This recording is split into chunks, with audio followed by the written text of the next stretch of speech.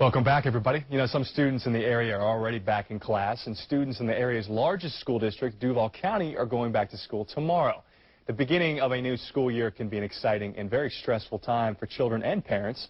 Here with some ideas to help handle the transition is Jim Clark, President and CEO of Daniel Kids. Jim, of course, good as always to see you. Good to be here. I can totally understand it, especially for the younger kids, because you got 3-4 months of really nothing. Of nothing, you're right. And then you got to get back in the regiment. Get back into the routine. You know, that one of the things that parents need to know is that their behavior does a lot to the child itself. It's everybody from kindergarten to first day of college. You're going to be a little bit anxious about going back to school. So what you want to do is dwell with the positive. Oh, you're going to learn new things, new friends, new exciting, even some of the old people who you knew before are going to be there.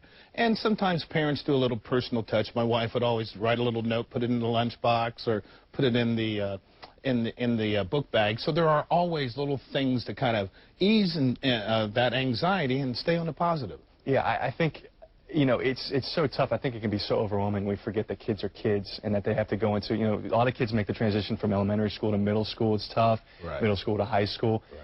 We had an academic expert in yesterday talking about getting kids back in homework and everything. I guess the key is really just having parents' involvement, right? Parents' involvement and routines. Having routines is such a critical thing to have a good school year. Like what? Well, you've got to make sure bedtimes are the same time and meal times are the same time. You know, children, making sure that they have that good breakfast and that good start. Getting back into those regular routines is just really a critical part of that.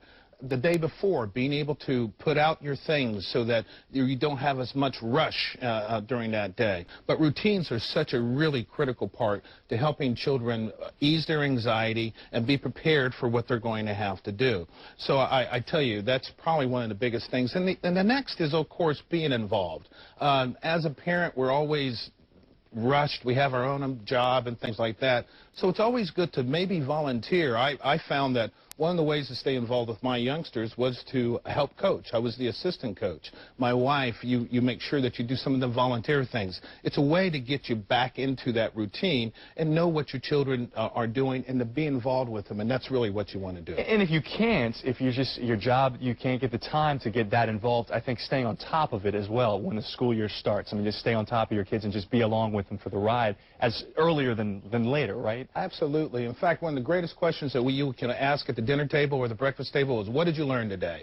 And after you see those eyes start to roll because they don't want to talk to you, keep that subject going on. What did you learn today? What did you learn today? It's a way for you to engage and for the children to know that you consider education to be a very important thing. If a kid's having trouble adapting, if a kid is having trouble making the transition, getting back into school, are there ways to recognize it? And if you think it is going on, what can you do to help? It's always helpful for everybody to know who your principal, who your teacher, and who your guidance counselor is at your school. That's a good point. So if there are some things that you feel uncomfortable about, that you're not talking, always go out there and get help and assistance, and maybe even talk to some other parents at the school.